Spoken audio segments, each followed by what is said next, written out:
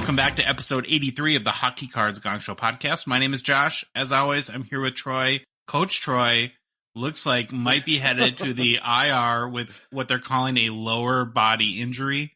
You want to explain what happened to you just moments ago, Troy? Old age has caught up to me. I'm the third base coach. We got a hit. I'm rounding, I'm giving the signal to a guy to round, go home. I kind of jump up as I'm doing my windmill with my arm. Yeah, I jump up like a little bit, not a lot. I don't have ups. And when I land, my calf muscle, I'm pretty sure either just tore or gave myself a really bad Charlie horse or something. But tomorrow morning, I will be going to the urgent care at the orthopedic, so that'll be fun. Oh, getting old is so much fun. Well, Troy, this has been maybe the longest streak ever without a guest on our show. It's just been you and I. We were having fun together. But that will end Monday when we're going to have Mark from My Cart Post on to talk about the pretty unique buying, selling, trading platform that he's built. Mark also has roots as a hockey collector, so that's pretty cool. Yep. Love to see innovators that come from the hockey hobby. So this is our last kind of solo show for a while, and then we'll have some more guests on. You had a little bit of a topic you wanted to bring up at the top of the show. I did. It's just I saw that Connor Bedard, since regular ice hockey season is over, or hockey season is over, now is playing inline hockey. And you could watch the games online, and highlights are out there. Looked fantastic. He's still got a wicked shot. But Josh, my question is, how fast do you think the Blackhawks add to his contract that you cannot play inline hockey anymore? It seems like this kid can't stop. And you talk about this all the time. And for years you've talked about, in the context of youth sports especially, the need for rest. And when it comes to particular muscle groups and joints, does that worry you at all, that everything you see or read or hear about this kid is he literally never stops practicing or playing hockey? Yeah, it is worrying to me. I think I would be worried about body breakdown, but I will say this too, there's always those exceptions. Maybe he's one of them. I'm sure Connor McDavid was probably the same way.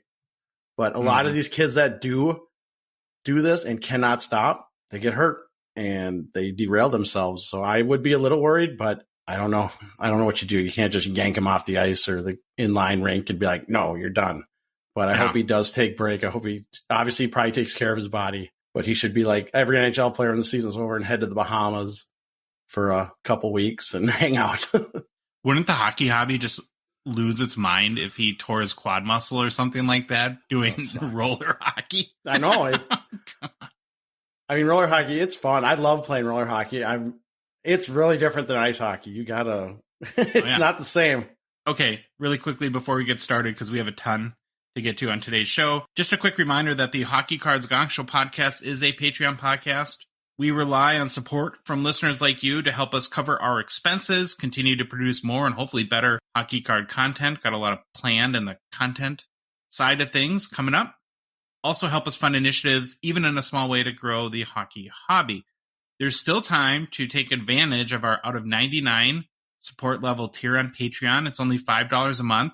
I just checked, Roy, there's 12 spots left. So we're getting close to the end.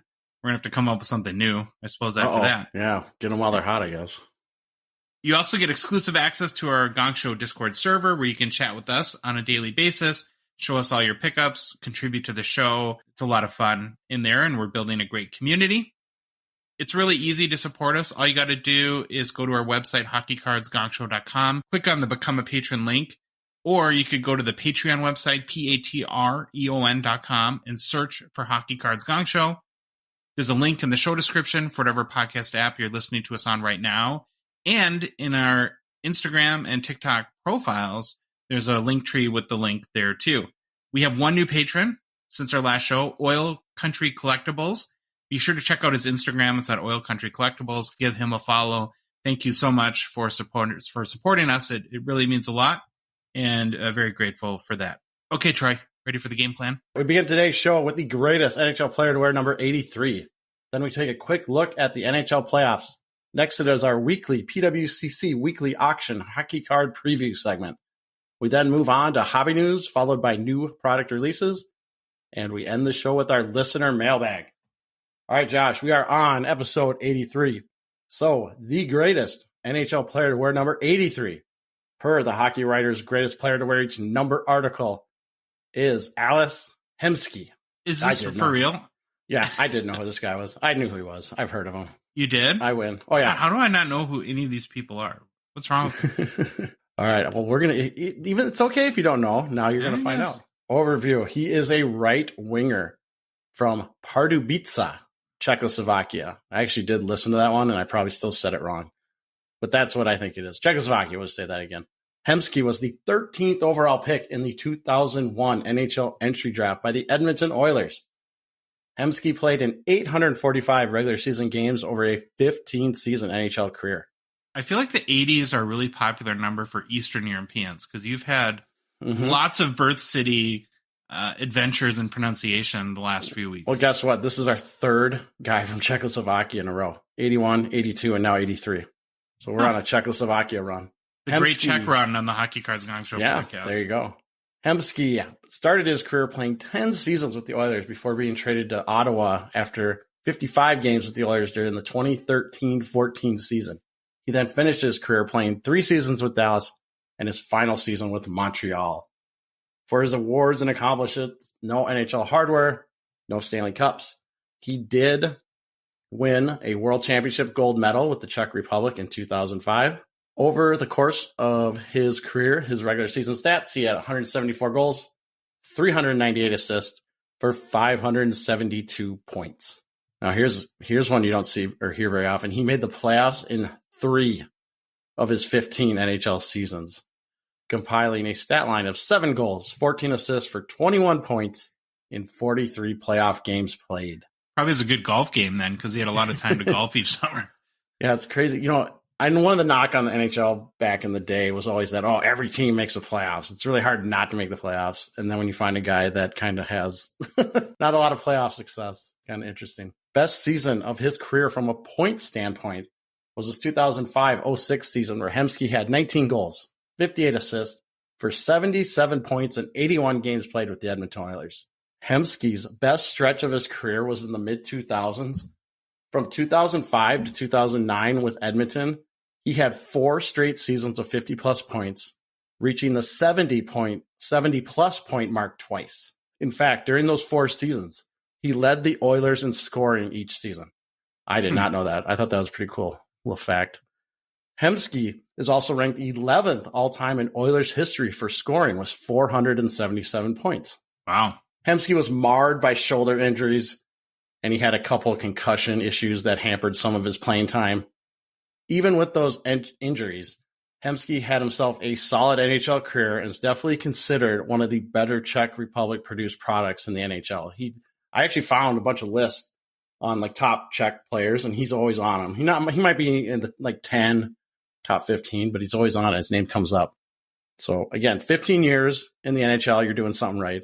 You're productive. I would assume Jágr is the top of those lists, right? Yes. Yes. Jágr, Hossa, all those fun guys.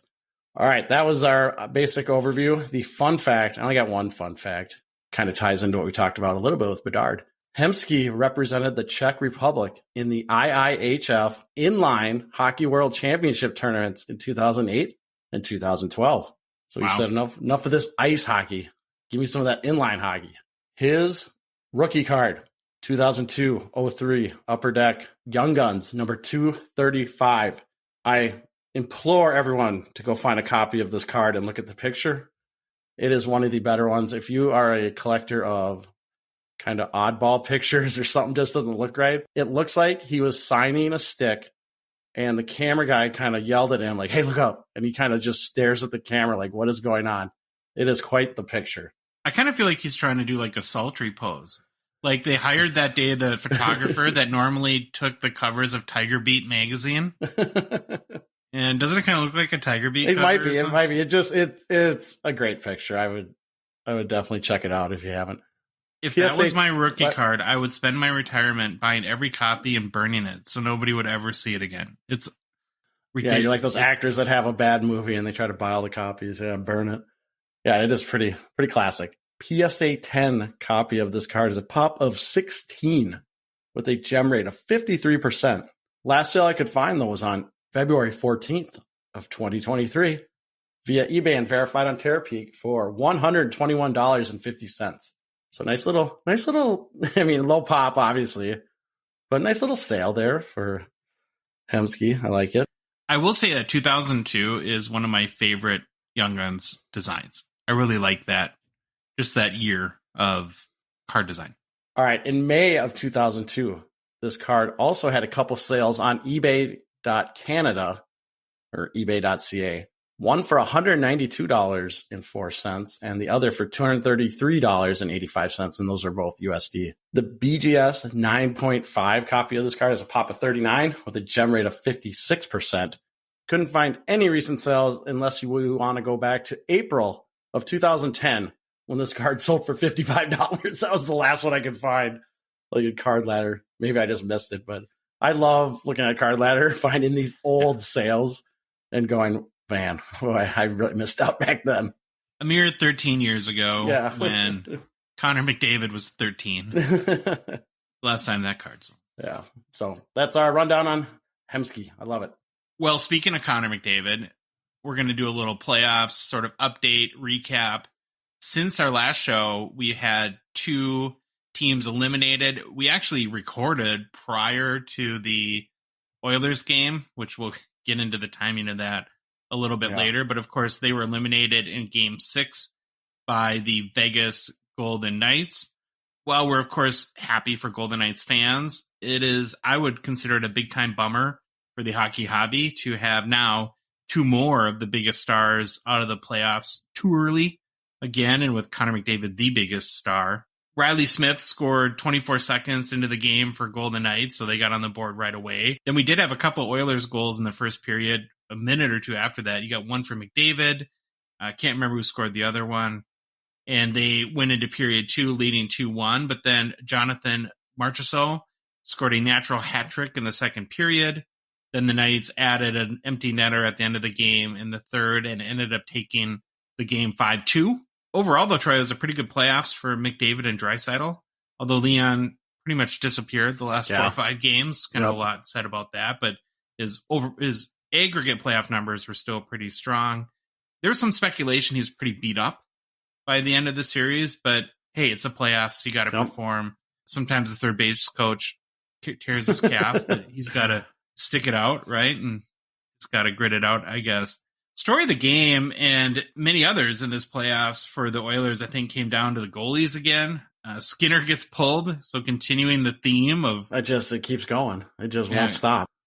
Goalies getting the early hook. He let in 4 goals on the first 17 shots, got the hook, and then they put in Jack Campbell for him. On the other side, though, of the rink, Aiden Hill, and I think this is the case, I think he let in the first 2 shots for Edmonton and then made 38 straight saves. Because I had the game on in the periphery because I was doing something. And I remember they just scored right away. And like my wife went to the bathroom. She walked out and I go, there's been 3 goals.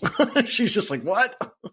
Yeah, crazy. Once again, of course, the Oilers hit the golf course earlier than they had hoped. And we're all robbed of not getting to see or not getting the opportunity just to watch Connor McDavid make a deep playoff run, which really stinks. And I think just like with the Maple Leafs that we talked a little bit about last show, there's going to be big questions for the Oilers this offseason. Will the Jay Woodcroft survive? And is he the coach to lead them deep into the playoffs? How do they get better defensively? So much has been made of Skinner and Campbell, but from everything I've read and maybe what you've seen too, is the defensemen in front of them haven't helped a ton. And so it seems like they're going to need more help on the blue line. Then, of course, what are they going to do with their goalie situation? Is Stuart Skinner the guy to lead them forward? I don't know how confident I would be after this playoffs. He is very young, of course, just a rookie this year, a Calder finalist, right? I looked, Troy, I think he had the highest goals against average in the playoffs. Boy, how do you like that?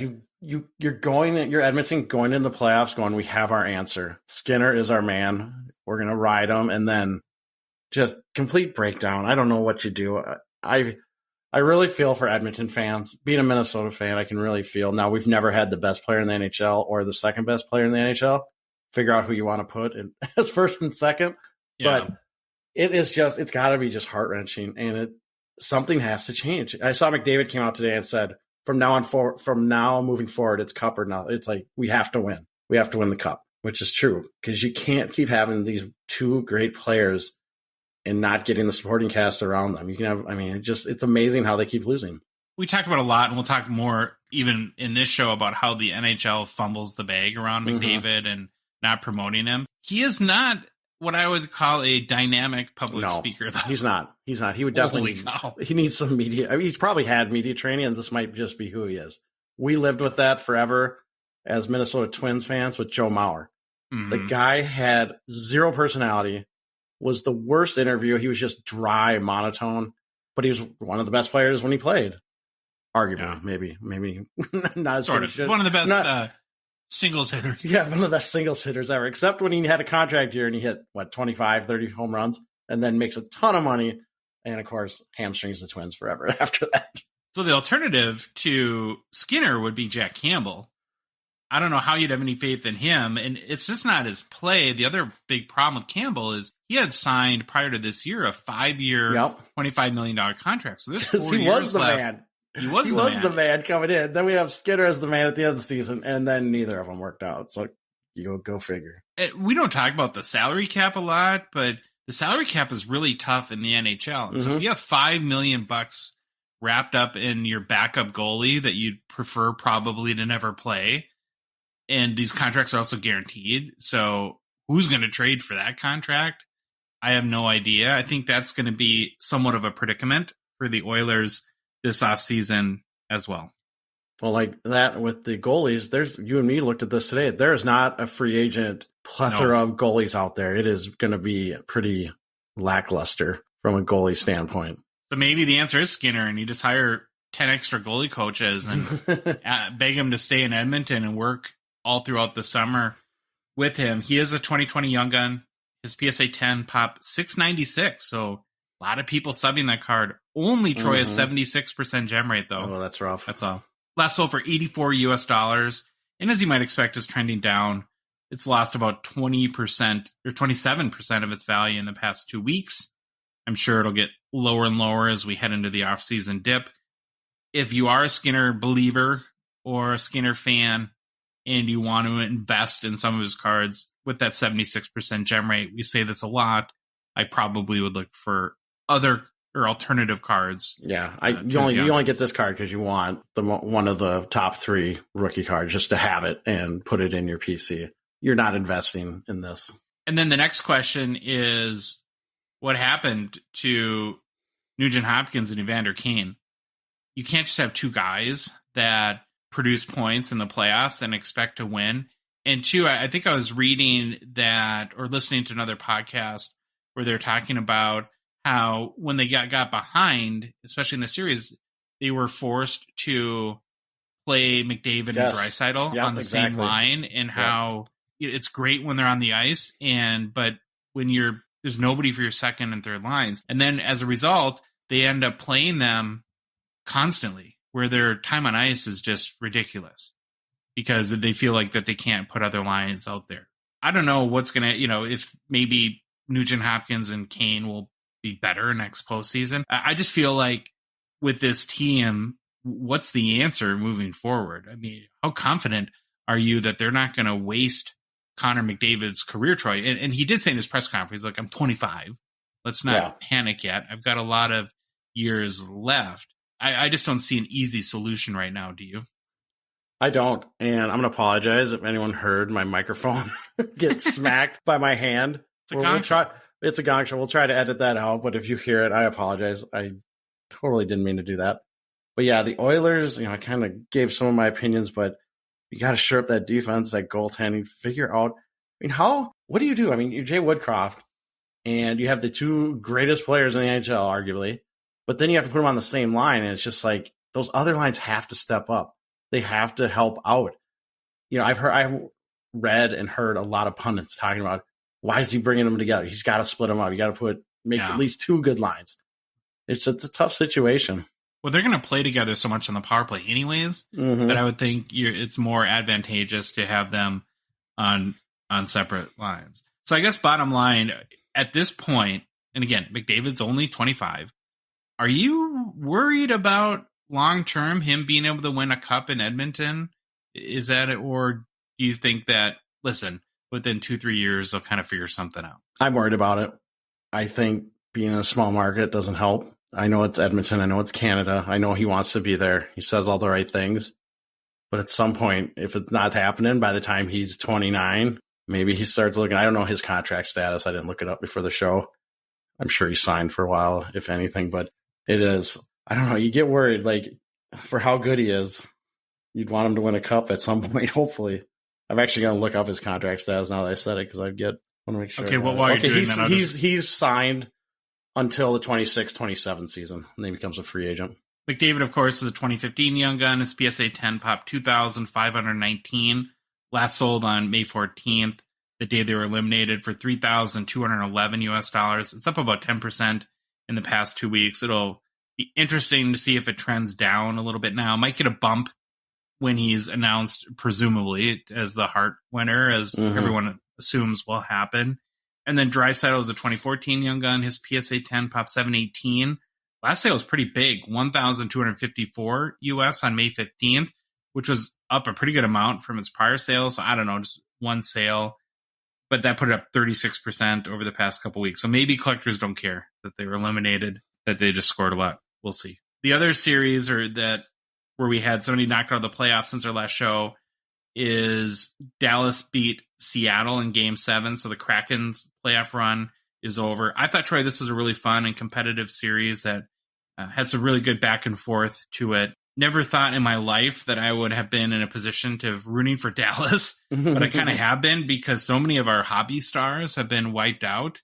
And we talked about this last episode, how we're headed to maybe a potential nightmare scenario of having Carolina, Florida, potentially Seattle, which of course didn't happen, and then Vegas, where really all the hobby big names are out of the playoffs at that point. And so by having Dallas advance, that gives us some potential breakthroughs and gainers for people that collect, like Jason Robertson in particular. And although Game 7 ended at 2-1 Dallas, it never really seemed that close. Did you watch the game? I did. I've saw pieces of it. I was doing the same thing, kind of working on stuff. But my whole takeaway was, even though he didn't get a ton of shots, Ottinger stepped up when he needed it. He got pulled the previous game, right? I think it was Game 6 he got pulled. And then he came out with a vengeance and played really well. You had 2 goals in the game. I think the first goal is Roope Hintz, and then Wyatt Johnston, a day after he turned 20, scored.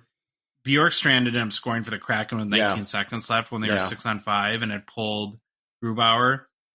But you're right, Seattle only put 23 shots on Ottinger for the game. Kind of the biggest story out of Dallas, so in addition to winning and advancing to the conference finals, is the Jason Robertson goal drought. Yeah. Like I mentioned, producing goals were Hintz and Johnston. Robertson, though, has now gone 8 playoff games in a row, Troy, without a goal, and has 1 goal in his last 12 playoff games. He hasn't been terrible points-wise in the playoffs. He has 2 goals overall, 10 assists for 12 points in 13 games.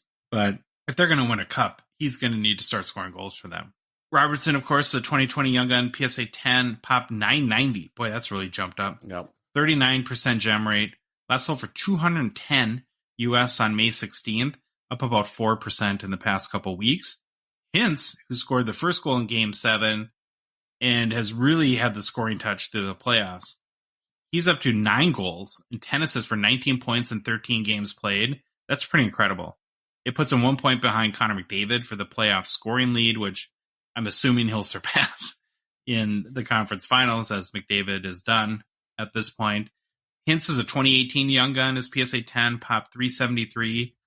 82% gem rate. Last sold for $92 on May 16th, down about 4% in the past 2 weeks, which makes little to no sense given he has 19 points in 13 games, but it's only a few bucks at this point. And it kind of shows that, I guess I take that as good as he's playing, the hobby just hasn't gone in on him yet, right? Maybe he'll need a couple more big games in the conference finals, or if they get to the Stanley Cup finals, to really do a run on Hintz. And to me, the big thing that would hold anyone back, and I think we actually talked about this within the last week or two, is he's a little bit on the older side. Yeah. I think. Well, he's like 27 or something like that. Plus, we talk about the hobby only has enough room for so many players on a team. When you have Robertson, Ottinger, Wyatt Johnson coming out kind of out of nowhere, or not really out of nowhere, but having played really well, maybe he's just the odd man out right now. And then the last kind of card we'll look at from Dallas is Johnston, who, like I said, had turned 20 the day before. He ended up scoring the game-winning goal in Game 7. For a very young kid, I think he's had a decent first NHL playoffs run. He's got 4 goals, 2 assists for 6 points in 13 games played. He gets a lot of meaningful minutes for Dallas, and you can only assume his role will expand as he continues to get more experience. And so he's in a pretty good situation, it seems like, there too for his skill set. He is a Series 2 young gun, so 2022-23. Raw is selling around 31 US. About a month ago, it's averaging about 25 US, so up around 24%. For Seattle, Troy, the only hobby-relevant guy really on the Kraken other than Bowie, I apologize, I didn't look up Bowie's young guns, is, of course, Matty Beniers. He finished his first playoffs with 3 goals, 4 assists for 7 points in 14 games played, so half a point per game. Like Wyatt Johnson, I'd say decent. I still think, though, when I watch the Kraken, he seems very quiet to me for a lot of the game. And he'll flash and maybe score a goal like he did the other night, but I just don't see him dominating the game like a Kaprizov or Jack Hughes or Cole Caulfield. He doesn't seem to have the puck much. Beniers, of course, is a 2022-23 Series 1 young gun. His PSA 10 already has a population count of 622, 31% gem rate, so that's a very investable young guns at only 31%. Last sold for $223 US on May 14th. It was selling for about $235 a month ago or so it's down about 5%. And this is a card, as the pop continues to rise, that as we get into the off season, or the buying season, as we like to call it, where I want to be shocked at some point in mid-July, early August, if it hits 160, 175. If I was kind of going in on Beniers, I think that's the price I would be looking for before it ramps up again, and hope springs eternal prior to the beginning of next season. So those are Kraken gone, Oilers gone, and now we have our conference finals matchups are set, of course. On the Eastern Conference, you have Florida versus Carolina. Game 1 is Thursday night. Feels like a month since either team played. I think, though, especially from when I was reading about Matty Tkachuk, that maybe he's been a little banged up. So this 4, 5, 6 days off, whatever it's been, might be real helpful for him. It feels like this will be a really physical, kind of tough, very competitive series. Unlike we've seen so far in the playoffs, I kind of feel like this could be a low-scoring series. Now watch, it'll be like 9-2 the first game. But do you have a prediction? My prediction, I'm going to stick with preseason. I said Carolina wins the cup, so okay. I hope that happens. But I really think Bobrovsky is playing fantastic at the right time for Florida, and I would be scared of Florida. So I'm going to still pick Carolina. But boy, this is kind of a cop-out, but I would not be surprised to see Florida win this thing because they are just a team built for the playoffs. They are playing fantastic, and they have a goalie that doesn't get pulled every other game. I think I'm going to go with Florida in 7 games. I think it's going to be a really, really tight series. One of the things that I wanted to do for each of these conference finals is maybe chat just briefly about some of the hobby relevant guys and who could maybe potentially, with good play and their team winning, have a little value spike or maybe even a little bit of breakthrough. On Florida, I think the most obvious guy is Tkachuk. Mm-hmm. And if you look at like at our Instagram, he's starting to get a little. Yep. It's not a Tage Thompson or Jason Robertson kind of breakout scenario, but we've seen 4 or 5 record sales. And honestly, I mean, the guy is awesome, and he's been one of the leading point scorers in the NHL for the last couple of years. He has a personality. Yeah, he has a personality. So I would love for him to break through and become a big chase. And I kind of feel like it's on the cusp. So he's maybe one guy to look out for. And then if you're looking for like dark horse candidates to spike, if, like you said, Bobrovsky plays out of his mind maybe he get a little temporary spike. There's always the Carter Verhaeghe thing. He seems to be one of those guys where he'll pop off for like 5 goals in a series and see a little bit of a spike. And then Anton Lundell, who I think has been maybe a little bit of a tier lower than Wyatt Johnston or Matty Beniers as far as like young prospects, who's a 2021 young gun. But he seems to play a lot, and he's in the mix, and I see him getting shots. So if he can have a good series, maybe you'd see a bump there. On Carolina, the one guy that I wanted to talk about for sure, and it was funny as I was kind of going through the series, Troy, I don't know if we've talked about Sebastian Aho in the almost year of our show much to this point. You know, is he a guy that if he has a really good series where you could see a spike? He's a 25-year-old Finnish forward, of course, for the Hurricanes. He's already played 7 full NHL seasons. Just crazy to think about for a 25-year-old. He did take a little bit of a step back this year compared to last. He finished the regular season with 36 goals, 31 assists, 67 points, 75 games played. So good, but not great. He seems to be in like the upper 30s in goals. Just can't get over that 40-goal hump, I guess would be the way to put it. So far in the playoffs, he's been pretty decent too. 5 goals, 5 assists for 10 points and 11 games played. If he pops off a little bit, maybe people will run up his cards some. He's a 2016 young gun, PSA 10 pop, 704, 52% gem rate. That's sold for $111 US on May 15th. It is up about 13% in the past 2 weeks. All-time high on this card was 281 US in May of 2021. And then on Carolina, the dark horses for me would be Seth Jarvis.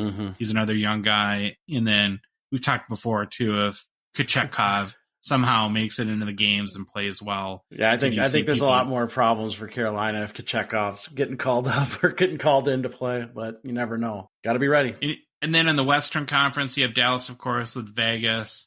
Should be a really solid matchup.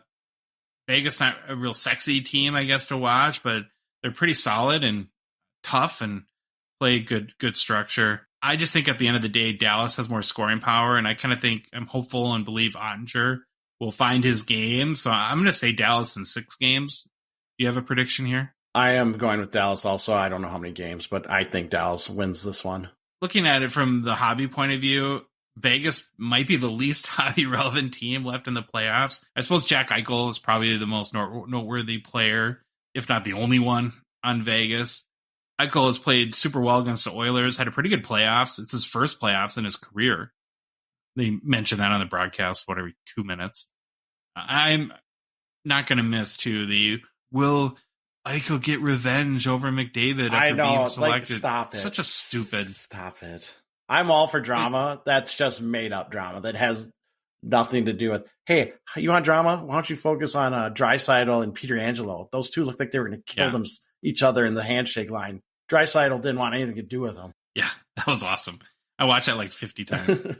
Eichel is, so in the playoffs, Eichel has 6 goals, 8 assists, 14 points, and 11 games played. Pretty good.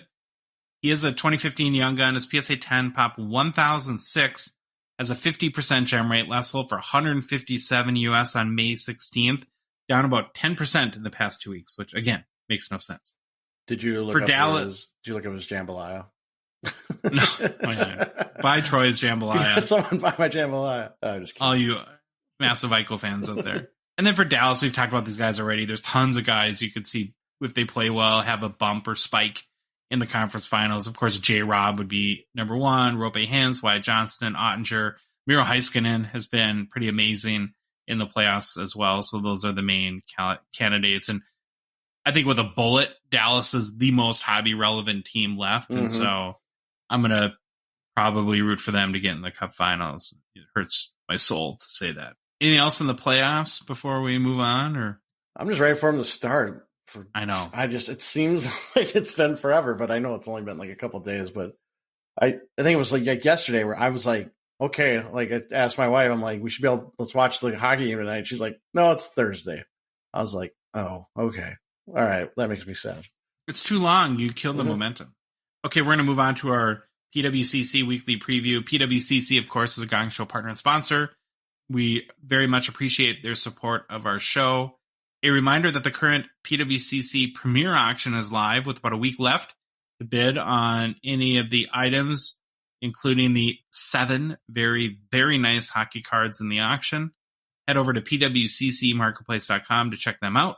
As we do each week, though, Troy and I pick out our favorite cards from the current weekly auction to highlight them, learn more about the players, do a little bit of deep dive into the cards. One of my favorite things to do. As we always do, we'll start with vintage. And the first one that I'm going to highlight, Troy, is a 1984 OPG Chris Chelios. PSA 10, top 68. There's 1,681 of them graded, so that's a 4% gem rate. Chelios, it was one of the key rookies in the famed 1984 OPG set, which is loaded with rookies. So here's a list of some of the rookies in the 84 set. You have Yzerman, of course, Dave Andreychuk, Tom Barrasso, Pat LaFontaine, Doug Gilmour, Cam Neely, and then, of course, Chelios. That's not a bad list, Troy. That's a pretty good lineup. Holy cow. Were you a Chelios fan or no? I mean, I was not a Chelios fan, just more for the fact that he always played against the North Stars of the Wild, being with Detroit and the Blackhawks. He started with Montreal, right? Was that right? Mm-hmm. Yeah. I think so. Yeah, I was never the biggest Chelios guy.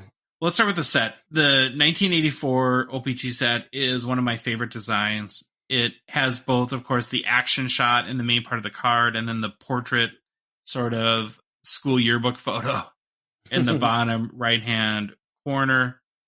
If you go to PWCC website at, again, PWCCmarketplace.com, on this particular card, you'll notice that the edges are rough and a little bit frayed. And you might be thinking, well, how is this a PSA 10? Well, if you don't know or don't remember, or you already know, I guess this won't be news to you, but in the 70s and 80s OPG cards, before they were at the factory, before they were put into packs, they were wire cut. And so the wires left those not perfect edges. And so when you see a PSA 10 with that, you know that it's essentially a wire cut card and that this was a card that would have been pulled out of a pack. There were sheets and sheets of these cards that were never cut and packed out that were later cut by blades, right, in more traditional cutting methods.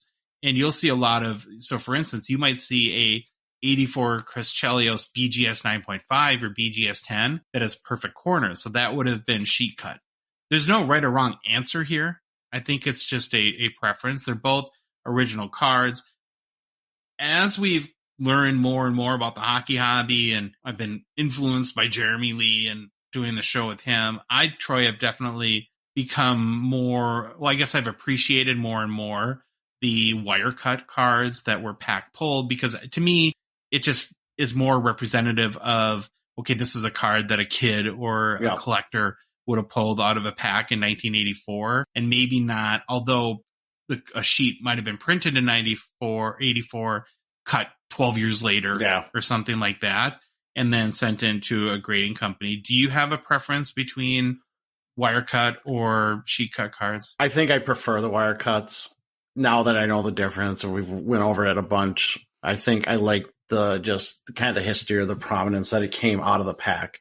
Again, there's some people that don't care and they want the straight edge from the blade, which is completely fine. That's their prerogative. But I think I like the pack pulled idea with the frayed edges and the wire cut. And like I said, if you go look at this card, you'll definitely, and zoom in on the edges, you'll definitely see that they're not perfect and that they have very much that wire cut look. Chelios, a defenseman, sits at number 10 on the NHL's all-time scoring list for defensemen. He had 185 goals, 763 assists for 948 points in 1,651 games played. It's the second most ever games played for defensemen. Zdeno Chara played the most games. I would have never guessed that. Maybe I would have. But I just know because when you're retired, I looked it up because I felt like the guy has just been around forever. And he was. Chara is amazing how long he was around. Especially how big he is. Like, his body never just broke down. Chelios does hold the NHL record for most playoff games with 266. It's pretty incredible. When you play for 38 years or whatever it is, just kidding. It was 26 years. He's tied for Gordie Howe. Him and most Gordie. Seasons played. Chelios did win 3 Stanley Cups, a 3-time Norris Trophy winner, a pretty decent pedigree. I think he was one of those guys in 2017 was named to the top 100 NHL players. Yeah, we did. If you want to go find the greatest player to wear, I think it was the first one. I think the first one we ever did was Chelios. Oh, really? Yeah. Oh, Shows how I know my own show. All-time high for a 1984 OPG Chris Chelios PSA 10 Pop 68 is $1,800 US, set in November of 2021. Last sale, Troy, $1,000 even on April 15th. You got the current bid on this? It is $825 US. So with buyer's premium, it'll beat last sale. That's interesting. All right, you got the next one. Well, before we do that, I'm going to say I used the Gong Show new spreadsheet, and I did look up. It was Chris Chelios. He was number 24, was our number. It was the first greatest player to wear an episode number. So there we go. Okay, now because you referenced it, you got to explain the spreadsheet that you spent way too long on. Oh, we just had to create something because the software platform we use doesn't have the greatest searchable analytics, and we'd have people ask us, well, what episode did you talk with, or did you interview Jeremy Lee? And I'd always get frustrated because I know kind of where it was, but I'd have to search through the title. It was kind of a mess. So I made a spreadsheet that has all the tags, the descriptions, and now I can just search Jeremy Lee, and boom, I can see the 2 episodes he was on, the masterclass and the one where I interviewed him. So and now I'm doing that for the greatest player numbers, and then I'm also going to do it for the PWCC cards, so I know every card we've talked about.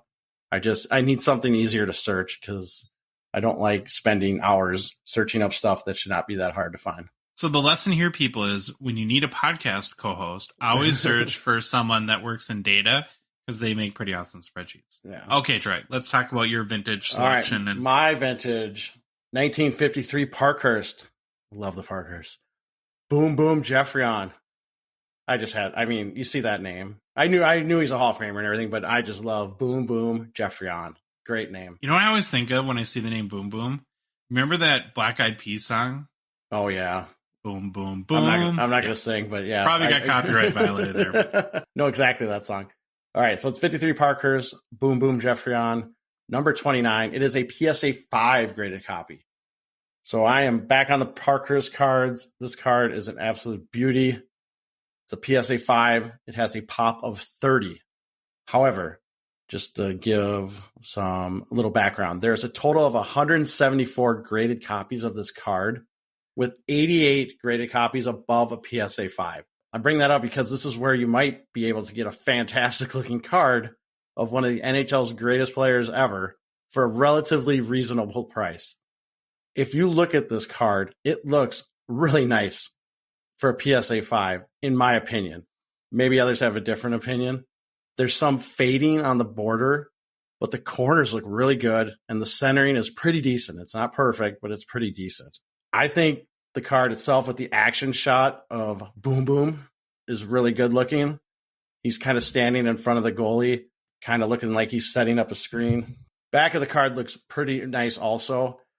I have already bookmarked this card, Josh. I'm giving my secrets away. I am definitely going to make a play on this if it stays at a relatively cheap price. If you don't know who Joseph Bernard Andre Jeffrion is, or Boom Boom Jeffrion, I'm going to give you a quick little primer because I don't think we've ever talked about him on the show. Sebastian Aho, I think we did talk about a long time ago, but Boom Boom Jeffrion, I'm guessing we've never talked about.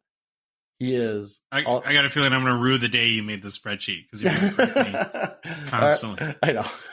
Well, just a sec, Josh. Let me look at this up. And we did. Well, on September 17th, in the 46th minute of the show, you had sneezed, and then right after that, had mentioned Sebastian Aho. So once again, Josh, you're wrong. I know it. I got it. All right, Boom Boom. He's a Hall of Famer, 6-time Cup winner with Montreal.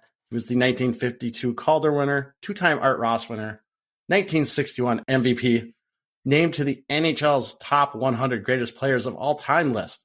His number 5 is retired by the Montreal Canadiens. He had 393 goals, 429 assists for 822 points in 883 games played. Now, considered one of the main innovators of the slap shot, hence the nickname Boom Boom. I think most people could guess the nickname Boom Boom probably referred to a hard shot or a slap shot. He was the second player in NHL history to score 50 goals in a season. Found that interesting. His fun fact is Jeffrion broke his nose 6 times and received over 400 stitches in his playing career.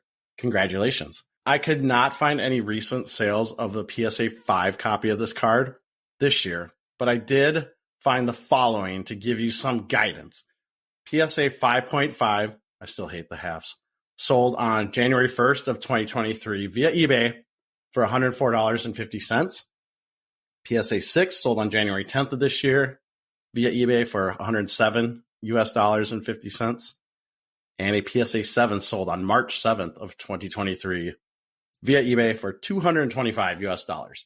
So that gives you kind of you can ballpark it based off of those. Now, current bid is $26. So it's still in that. Until Troy bids. Till I bid. And but yeah, I mean, I think it's a great looking copy of a card. I think a PSA 5 with a great player. It's not a rookie, but it's a Parkhurst. It looks fantastic. I mean, I really would like this card. I'm going to try to get it within reason. Okay, so from one amazing nickname to another, the last vintage card that I picked was a 1954 Parkhurst Maurice Rocket Richard. So Boom Boom and Rocket walk into a bar. There's the start of a joke. It's a PSA 7, Pop 39, 41 graded higher. It's not the Richard rookie card, as his rookie is part of the famed 1951 Parkhurst trio of rookies that had Gordie Howe, Terry Tkahcuk, and then, of course, Maurice Richard. This would be another card you might consider as a player run collector or just a fan of vintage cards and collecting cool cards, legendary players of the game. It's a really interesting card, too, for the era. Pretty good copy for PSA 7. It's got a full body image of Richard on a white background. So there's so many colorful backgrounds in that era. So it's a little different that it's white. Interesting, too, in that the card number, in this case, it's number 7, is on the front of the card and not the back. You don't see that very often in the history of hockey cards. Behind his right shoulder, there's a big blue star. Not really sure why that's there, especially considering Montreal. I don't know if there's some connection between a star and the Canadiens, but don't know that. Yeah, then there's I was gonna say that was one of the things that stood out to me. It's just an odd placement. It's almost, I don't know. Yeah, I don't know what they're going for with that one.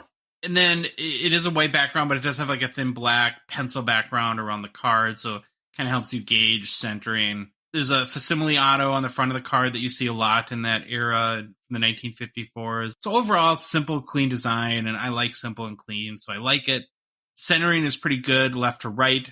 Top to bottom is a little off, but it doesn't distract me at all, and I think I would really appreciate that card. And of course, Richard is NHL Hall of Famer, legendary player, played 18 years for the Montreal Canadiens. He was the first NHL player to score 50 goals in a game. And he did that in 50 games in 1944-45, so that's a heck of a year. Also the first NHL player to score 500 career goals. Richard won the Hart Trophy in the 1946-47 season. First team All-Star 8 times, and only won the Stanley Cup Troy 8 times. I think we need to rewind the tape so you don't have to do a press conference. He was the first NHL player to score. You meant 50 goals in 50 games, right? Yeah, 50 goals in a season, and he did it in 50 games. Yeah, you said 50 goals. You said 50 goals in a game. I was like, what? They didn't have like Sports Center back then or Instagram. It could have happened. My favorite story of that. I was just saying my favorite story of not having video was an old like NFL game. This announcer was saying a story where he got the wrong player with the ball. And he just made the call where the guy ran all the way down and then pitched it to the actual real guy that actually scored the touchdown. And even though it was that guy that ran it the whole way. So that cracked me up. Okay.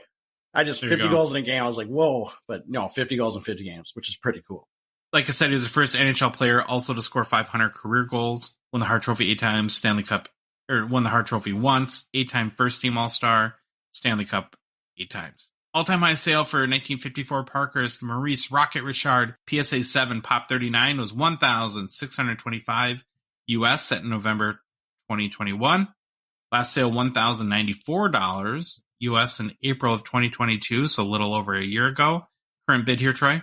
$250 US. Okay, wow. It's in a good deal territory right now. Okay, we're going to move into the modern side. First card I want to highlight is a 2015 Upper Deck Connor McDavid. Ever heard of him? UD Canvas Young Guns BGS 10 Pristine Pop 110 with 6 graded higher. So the 6 graded higher would be the black label, of course. So as we've said lots before on our show, there's more than 10,000 gem mint graded Connor McDavid base Young Guns between BGS and PSA. So it doesn't make it exactly rare So if you're a Young Guns collector and are afraid of that, well, the investment it takes, right? A PSA 10's over $3,000. And again, there's 10,000 total gem bins. And, that whole scenario kind of gives you pause or caution. Then I think this might be a good alternative. His Young Guns canvas at the BGS 10, again, is only pop 110 with 6 hires. So way, way less than the base Young Guns and at a higher grade. It is a landscape orientation card or sideways card, so you need to be a fan or okay with those types of cards. I kind of like it, Troy, because it depicts McDavid celebrating. It looks like a goal or a big win, something like that. And are you ready for this? He's showing emotions in the photo. Yes, Troy. Connor McDavid showing emotion. I was literally going to say, does it look like he's showing emotion? Can you tell he's got emotions? He's not a robot? Are we sure? All-time high in the 2015 Upper Deck Connor McDavid UD Canvas Young Guns BGS 10 Pristine is $2,500 US on February 22nd. Last sale was $2,350 US on May 7th. So again, think about this, right? That's $800 to $900 less than his base Young Gun PSA 10 sells for right now. And the PSA 10 base Young Guns is a pop over $2,500. Mm-hmm. So this is a pop 110. It's never going to be as, I guess, desirable as the base Young Gun. But if I had that kind of money, 10 times out of 10, I'm going for the BGS 10 Canvas Young Guns over the base. Would you agree with that? Yeah, I think I'd go that route too. You got the current bid on this? $975 US. All right, Troy, you got the next one? I do. We are going to look at a 2015 Upper Deck the Cup Foundations Glenn Hall patch out of 75. BGS 9.5. Now my favorite phrase, BGS population 1 of 2 with none graded higher. There you go. Ooh. That's top of the line, baby. All right. Glenn Hall, old time, great players on modern cards. We know I love them. This falls right into my wheelhouse.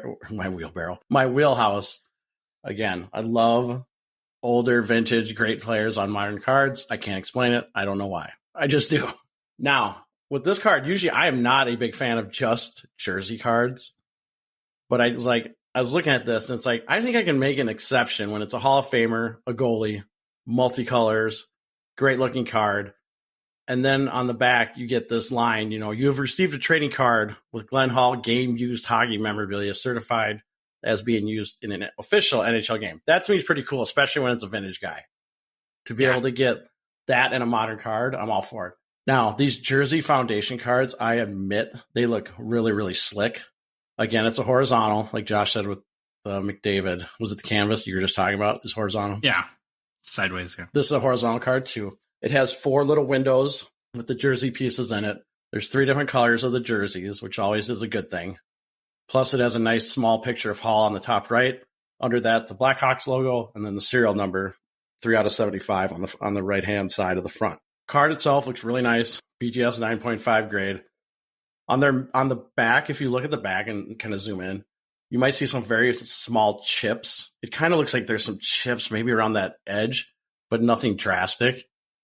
But there is, when you look at the front, I literally think there might be a hair either on the front of maybe it was in the picture. I'm not sure it is part of the card or in the case. Yeah. But just that's something to look at if you are interested in this card, just to make sure. But it looked like there was something like a hair on top of it or something. I'd probably reach out actually and ask, because if I was interested in buying this card, which I am at I'm going to give away the bid right now. It's at $36. I'm definitely interested in it. It stays that low. You don't see too many cup cards with BGS 9.5 grades. No, this card, I'll tell you what, it looks absolutely great. It's just a really cool card. So, even with that little hair thing I see, I've got to believe it's on like the front, or maybe I'm just seeing something that's not there. It's something else lighting. But again, got to be full disclosure. If you don't know who Glenn Hall is, real quick, Hall of Famer, 1-time Cup winner, 56 Calder winner, 3-time Vezina winner, 68 Conn Smythe winner, named to the 100 greatest NHL players list. For his career, had 407 wins, which is 11th all-time, 326 losses, 164 ties, with a 2.50 goals against average and a .918 save percentage. However, 84 shutouts, which is 4th all time. Wow. The other, so remember, this is a BGS 9.5, one of 2. There's only 2 copies. The other copy of this card sold on July 17th, 2022 for $49.20 US via PWCC. I'm going to put my Billy Celio, Tony Sirianni hat on for a second. Okay. And you tell me if you're in on this card idea. Next year in the Cup, we're going to have hard signed, dual auto, Glenn Hall, Adam Oates, the Hall and Oates card. I love it. I absolutely love it. If they could do that and do it respectfully, but have that little, it's almost like a little Easter egg. It is. It's like a musical Easter egg. Unannounced. I love it. I absolutely love it if they could do more stuff like that. Who knows if the players would be on board or whatever, but I love that stuff. You know Billy would be down with that. Yeah, I think Billy would. That's cool. I love it. Last card we're going to talk about Modern is 2007 Upper Deck Carey Price Young Guns PSA 10 Top 291. Kind of picked this card, Troy, because Price is still really, really popular. And until you correct me on our spreadsheet in 2 seconds, I don't feel like we've talked about him much on our show. We have. He was one of the greatest player numbers. Okay, I take this back. I'm deleting the spreadsheet. I'm sneaking into the house tonight and deleting it. Well, I don't remember talking about him, so in my world, we haven't. If you refer to one of the things, too, when you look at, we do that top 25 players list with most cards sold each month, and Price is still always in the top 25. So there's a big hobby chase around him still. That's the one thing I've really noticed about Price, and I think I really started to notice it when we did his number. I just looked it up in the spreadsheet. Greatest player to wear number 31. But I know Carey Price, great hockey player, great goalie. I didn't realize how many fans he has. There is a lot of people that love him, chase him, and I also found that really fascinating. Just he has a big hobby following, and it's pretty neat to see. He's a 35-year-old goalie for the Canadiens. Well, maybe still under contract is a better way to put it. Yeah, one of those. He's there. Yeah. He's under contract, but who knows what's going on. He has had a legendary career for Montreal. Most wins for a goalie in franchise history with 361. Pretty impressive. And let's just say that his 2014-15 season was a career year for Price. First, Troy, he finished the season with 66 games started, went 44-16-6, 1.96 goals against, .933 save percentage, and pretty much completely cleaned house in the awards department for that year. So in one season, he won the Hart Trophy, the Vezina Trophy, the William M. Jennings Trophy, the Ted Lindsay Award, and was an NHL first all-star guy, whatever they put Your favorite, the first all-star team? I can't handle it. That's pretty impressive. Pretty good for 1 year. Oh, yeah. For his career totals, Price has 712 games played, 700 games started. He's 361, 261, and 79. 2.51 goals against, .917 save percentage. Of course, he's been battling injuries these past 3 years, as I'm sure most people know. He had his first knee surgery in July of 2021, was expected to be ready for the regular season, but in October of that year, it was announced that Price had entered the NHL Player Assistance Program, which helps players deal with substance abuse, mental health, or other personal challenges.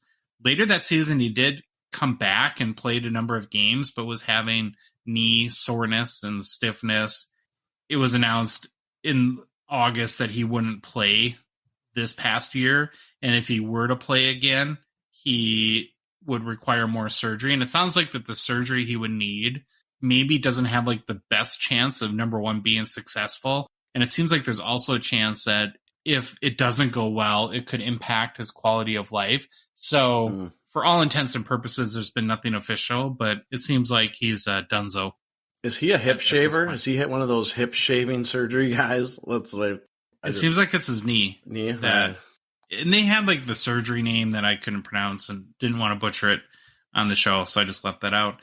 All-time high for the 2007 Carey Price Young Gun PSA 10 Pop 291 is $2,500 US in June of 2021.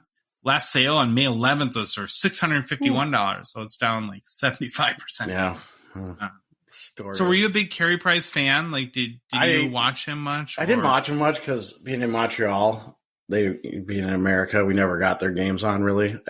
But I was not the big. I was a fan of. I knew who he was, and I knew he was a great goalie, but I didn't watch him religiously or collect him or anything. What's the current bid? $310. Okay, so good deal territory there too. Okay, we're going to move over to hobby news. And for this first story, Troy, I'm going to admit right off the bat, I am connecting some dots. So we'll start with dot 1. Voters in Tempe, Arizona rejected 3 new arena deals. So it's putting in grave danger the future of the Coyotes in Arizona, Troy.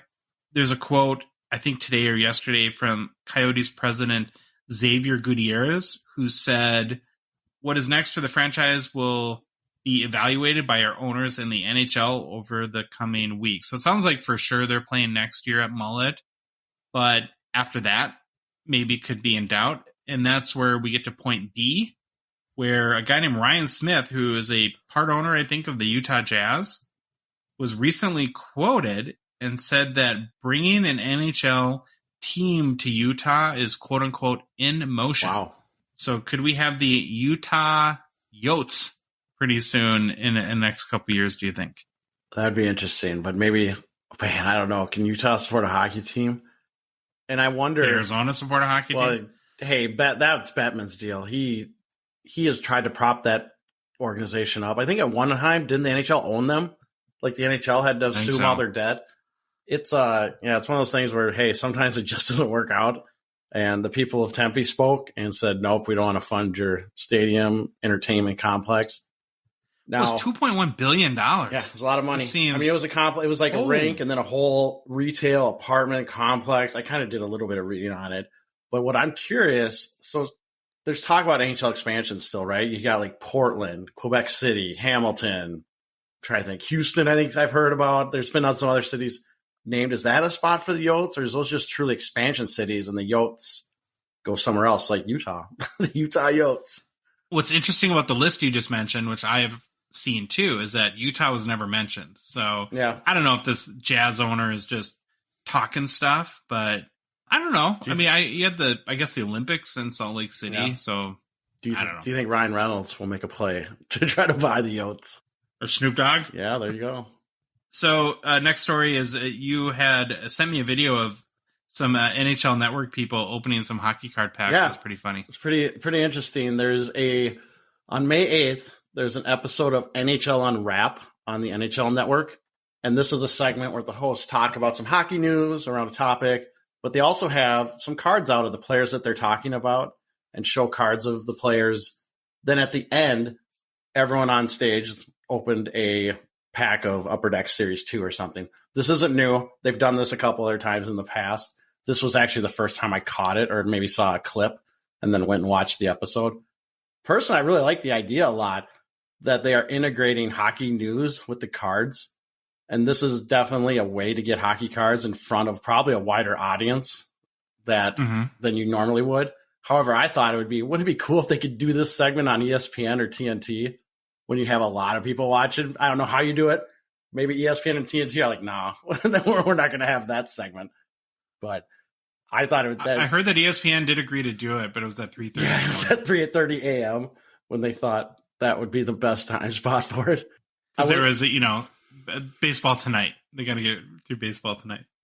Yeah, I do wish they could. Right. I was going to say, I do wish they could have did like a 30-second spiel on why Upper Deck Series 2 is important flagship. Why are they opening that? Probably because it's a recent flagship release. And why, what is big, like the Young Guns. Now, the one host, Dave Reed, he did know that Young Guns are the big cards in the set, and he actually mentioned that. He's like, you're looking for Young Guns. You want to get Young Guns. The other two, nice. I think Stu, and I can't remember the lady's name, the host. Can't remember her name, but they seem just like they like to open them and look at the shiny pictures and all that. But it was a very, very interesting idea, and I found out that it looks like Upper Deck president Jason Mashara will be a guest on their next episode of the Unwrap, and he'll probably bring a little more hockey card relevant talk to the segment. But again, I think it's a cool idea. anything that gets cards in front of a bigger audience is great. But I just wanted to kind of bring that up. Yeah, anything to help grow the game, I'm all for. So you mentioned ESPN. Oh, boy. Oh, boy, did they do the NHL dirty with the Oilers and Golden Knights in Game 6. So the scheduling for this game turned into a total dumpster fire. It was last Sunday night, of course, and I'd mentioned that we had recorded our show before the game aired. That's because the game did not start until 10 p.m. Eastern Time. A lot of people with some very strong opinions about this start. Important to know, too, is the only hockey game that day. So I think to really understand why this is such an issue, you have do or die Game 6 with the Oilers on the brink of elimination. So really important, high drama game. You have the best player in the world, Connor McDavid, and picture some 12-year-old hockey fan in North Carolina or New York City that would love to watch Connor McDavid play. And we're still in the school year, of course. Yeah. And he doesn't start till 10 o'clock at night on a Sunday. Yep. It's like, what are you doing? How many times is the NHL going? And I guess, shame on me for getting all fired up about this again, because what else would you expect from the NHL at this point? Yeah, and I think you got to call out, too, that this is NHL's fault because they allowed this to happen in the contract. Yes. That's the thing. Yes. They allowed this. Maybe that was the only way they could get it done. I get it. But this was I know the NHL asked. They said, can you flip with TNT? Could you move the game earlier? And ESPN said no. But just to allow that to happen, boy, that can't. I hope in the next contract they get a little more leverage than that.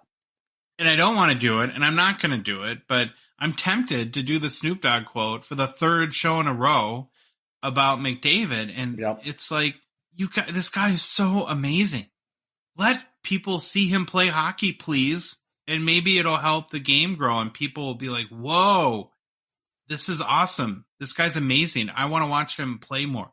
It just blows my mind. And I go back to, too, we got some gruff from people leading up to the NHL draft lottery when we were pretty repetitive, I guess, in that how we wanted Connor Bedard in the U.S. and in the Eastern or Central time zone. Well, I rest my case.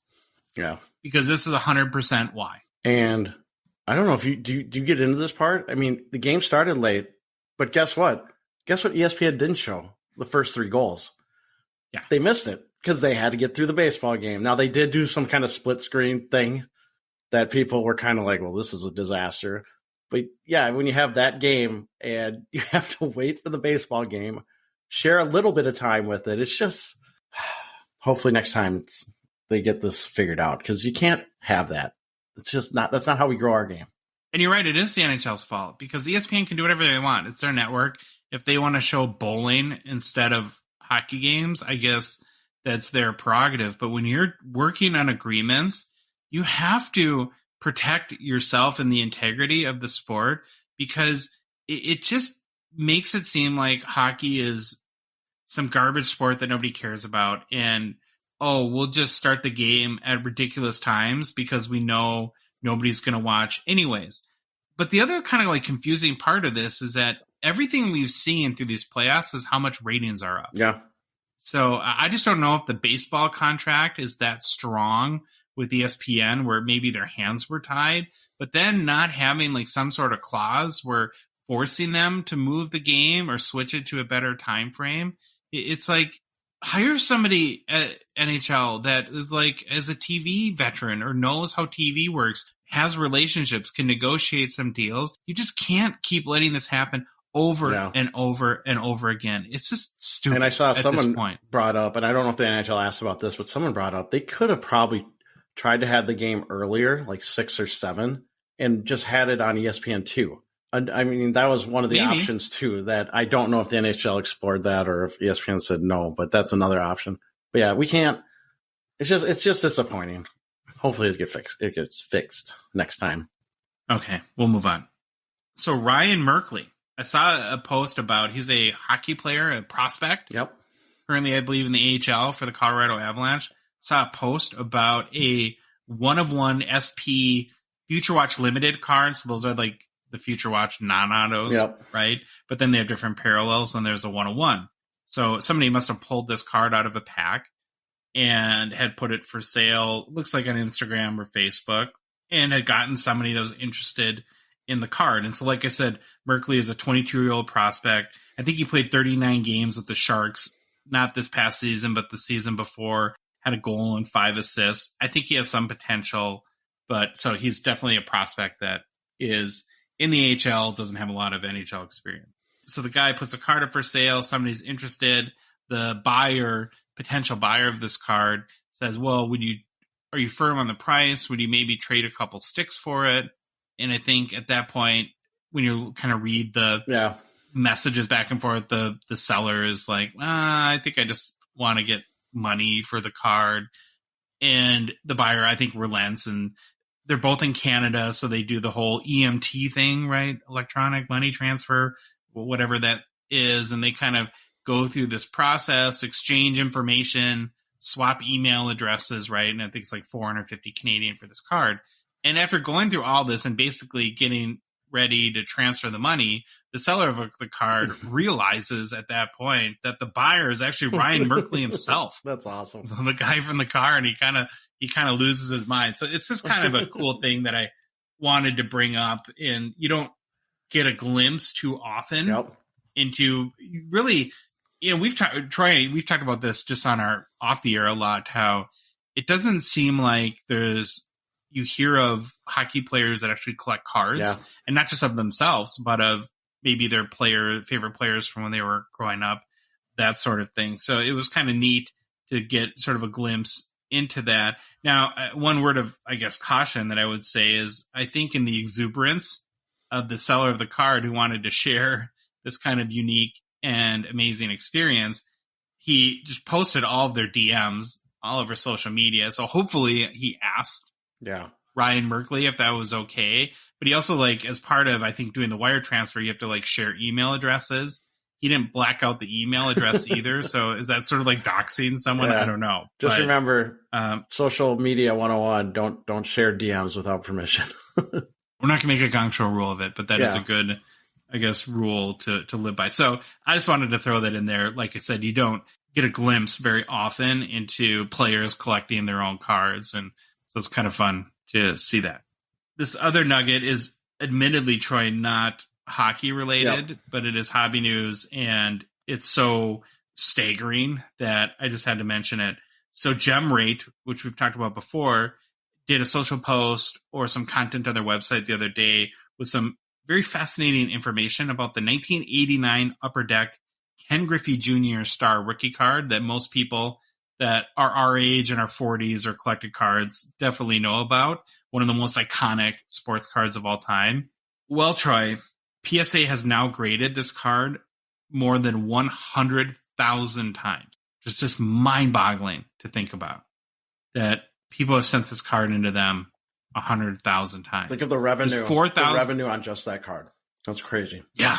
There's 4,000 PSA 10s, so just barely more than a Kirill Kaprizov Young Guns.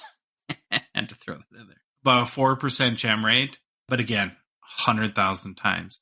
I don't think that this little nugget is going to change many people's opinions about the junk wax era, because if that just gives you some sort of indication of how many of these were printed, it's obviously a lot. And I didn't look up how many were sent to BGS or anything like that either. And in case you're wondering, to tie it into the hockey hobby a little bit, the card that has been graded the most times by PSA would be the 1990 OPC Premier Jaromir Jagr, number 50. It's been graded 11,420 times by PSA and has 3,453 gem mints. So 1/10 is the highest hockey card at just over 11,000.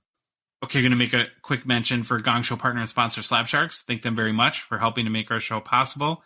The current Slab Sharks weekly eBay auction ends tonight, Thursday night. So hurry on to slabsharks.com, click on the link to their eBay auction, and place your last-minute bids. If you're listening to our pod a little bit later and missed it, no worries. Once one of their auction ends, the next one starts, so they run weekly. And if you're a Canadian card collector and are looking to move some cards, we'd suggest you check out Slapshark's eBay consignment services. They make it very easy to sell your cards and basically do all the work, which I like. They list the cards in their very popular and growing weekly auctions, answer dumb buyer questions, like I typically send people all the time, so you don't have to. They hunt down buyers for payments. They ship out your cards. And yes, they even ship to the U.S. So for complete consignment information, visit slabsharks.com, and you can get the process started there too. Okay, in new product releases, a couple things we want to highlight. First of all, it still looks like Trilogy is coming out May 25th. If you missed our last show, we did a breakdown of the checklist. But I thought, well, because I don't know a lot about Trilogy, I kind of wanted to look up, well, what are, I guess, the all-time highest selling cards, or, you know, what are some of the top chases that have existed throughout the history of this set? Yep. And so I have, Troy, the top 5 selling Trilogy hockey cards of all time. Run through a little quickly here. So number 5 is a 2015 Trilogy Connor McDavid Rookie Premiers Level 3 Auto out of 49 BGS 9.510, sold for $4,440 on February 6th of 2023, so not too long ago. And I will admit, this is one area where I get a little confused with Trilogy. So if you think, okay, Trilogy is coming out May 25th, we think shortly after that we'll have Upper Deck Ice. And the big card in Upper Deck Ice is the Ice Premiers. Yep. And the big card in Trilogy is the Rookie Premiers. And it's the Premiers with the extra E. So I think that's like the Canada spelling. That's a cool way to spell it. It's a cool way to spell it. I like that way too. But I don't know. Do you find it odd that the big card in Trilogy is Rookie Premiers and then the big card in Ice is Ice Premiers? Like, is that confusing at all? I can see how it'd be confusing, but I'm guessing these products maybe weren't released so close together in the past, and this might just be what's happening now. But that's just me. I don't know. Number 4 highest selling Trilogy card of all time is a 2005 Sidney Crosby Rookie out of 999 BGS 10, which sold for $4,440, just like the number 5 card on May 22, 2022. Number 3 card is a 2007 Triple Clear Cut. So it's an acetate card that has Gretzky, Orr, and Howe signatures. What's interesting about these two is that they're hard signed. It's out of 10. Raw went for $7,204 on October 22. And then, so number 2 and 1 are like really similar. I just got to mention that right off the bat. Kind of, they're almost the same card, different design, but basically from 2 consecutive years. So the number 2 card is a 2009-10 Trilogy Clear Cut Combo. Again, it's an acetate card. This is a quad auto out of 5, all hard signed again. So that's pretty cool. With Gretzky, Lemieux, Orr, and Howe. Pretty amazing. In Raw, that sold for $8,367 on October 7th, 2022.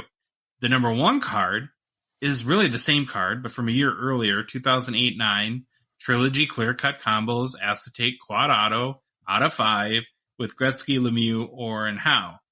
Again, all hard signed. In Raw, that sold for $9,095 US on the same day. Somebody bought them both, October 7th, 2022. And I did look them up. I saw pictures of both. They are different cards. There's a little bit different design. But yeah, it looks like Upper Deck went back to the well and created the same card 2 years in a row. Pretty awesome, though. I mean, to get a hard signed and on acetate, which actually looks pretty good. Gretzky, Lemieux, Howe, and Orr. You can't beat that. That is a card. You have a Mount Rushmore card. Like, you could say that's a Mount Rushmore card right there. That's awesome. So again, the highest selling Trilogy card of all time is just over $9,000, which was last October. All right, lastly, new product releases, Troy. The 2022 Leaf Art of Hockey checklist is out, and you did kind of a recap of it. Do I need to go through the spreadsheet and see how many times we've talked about Leaf? Oh, no. Yeah. We don't talk about Leaf that often, but this set is actually specific to the art of hockey. It's a new set. Leaf did do a release. They do like the Art of Sport, and they released that obviously like last year. It has similar characteristics, but now this is a new release called the Art of Hockey. Release date looks like Friday, May 19th. We give you the product configuration is 4 cards per pack, 1 pack per box. And if you go the case route, you get 10 boxes per case. Now, the really cool thing and interesting thing about this set is every card in a pack is either an autograph and or a memorabilia card. So again, remember, Leaf's unlicensed. You're not going to have, I'm going to say this. I didn't bring this up, but I did look through the sell sheet and some of the previews. And there's one where there's a Penguins logo. Like, it's a patch. And it's an old one. And I'm like, okay, somehow they got around that rule. Or I don't know. I have no idea the agreements that go into these things. But I thought that was interesting. I wonder if it's on the patch. If that Maybe the logo is different. Yeah, I could see that. But just again, remember, it's Leafs, so they're not going to have the team names. It's going to have the player names, but not the team names. So they might be in a jersey that doesn't have a logo on the front. Checklist includes a mix of legends, superstars. And there's actually some names not seen in a lot of products. Josh, guess who's in this product? We talked about, we don't see him a lot. Marian Hossa. We talked about last show that we didn't see Hossa in a lot of products. He's in this. Check the spreadsheet, Troy. Check the spreadsheet, because I'm sure we've talked about that. Yeah, he's in that is kind of cool. And I think Leaf, not only with not having the NHL team licenses, because they don't have the NHL PA license, they can't do current players either, right? So there's no Kirill Kaprizov. So I should have looked into. Yeah, that's a great question. I should have looked into the whole NHL alumni thing too. Like, does Leaf sign an agreement with them, or do they do individuals with all these people? Probably, I'd hope. I mean, it seems easier to do with the Alumni Association. But so to give you a quick overview of these cards, base auto set is they got ornate editions with either portrait or action images. There's the Art of Champion theme set is for former title winners. Other single player options include, this one, Imagistic. It's like majestic image is one word. I can't even say it. And Walk on Water. I think you're trying too hard. Yeah, that's one of those you tried too hard. Visual art has a relic piece alongside the signature. And then there's multiple signature cards, iconography, the rule of three, and quadography. I can't even say it, for duels, triples, and quads. I'm probably doing this a disservice by butchering the names of these things. Can I ask you a question about this that I honestly don't know? Yeah. So Art of Hockey, those are all artistic drawings and paintings of cards, right? Everything They're not is photos? Yep, correct. Everything's art. And if it is a photo, it probably got an artistic interpretation. So I don't know what they're using for the source. If they had an artist draw something from a photo, or now they have really good computer programs where you can take a picture and say, hit a button and make it look like a work of art. And you said you looked at the spreadsheet. Is the art good? Oh yeah, I looked. I think some of the cards look really nice. There's actually some really cool looking cards. Just to give you an idea on pricing, Dave and Adams and Steel City in the U.S. are showing a pre-order price of $269.95 USD. Colton Chara in Canada has it listed for $379.99 Canadian. So that's what you got for price. Now, I didn't know this, and I apologize. This is going to be late to the game. But this product had an online exclusive Leaf of Art Hockey Emerald Edition boxes that were made available on May 10th. These special edition Emerald Edition boxes, limited to only 245 total boxes. Cost was $299.99 US. And each box had 4 Emerald hits. All cards are numbered to 4 copies or less and are exclusive to the Emerald Edition format. And if you got excited about that, I apologize. They're all sold out on the Leaf website. I actually don't mind. I don't mind the set. I think some of the cards look great. I'm not a big unlicensed person, and obviously you can tell by our show we don't talk about Leaf that often, but we kind of dabble in them when we see them. And this is a really interesting release, and I think it has a place out there, and some people will really like it. Oh yeah, some people really love art cards. I'm undecided at this point. Sometimes I think I like them. Sometimes I think I don't. Okay, Troy. It's Thursday, like every Thursday, listener mailbag time. Got some more great questions this week, and we have a lot, as we usually do, so I'm going to go right into it. So from Instagram, Hockey Card Faction asks, most overrated and underrated Upper Deck releases. I try to get us in trouble.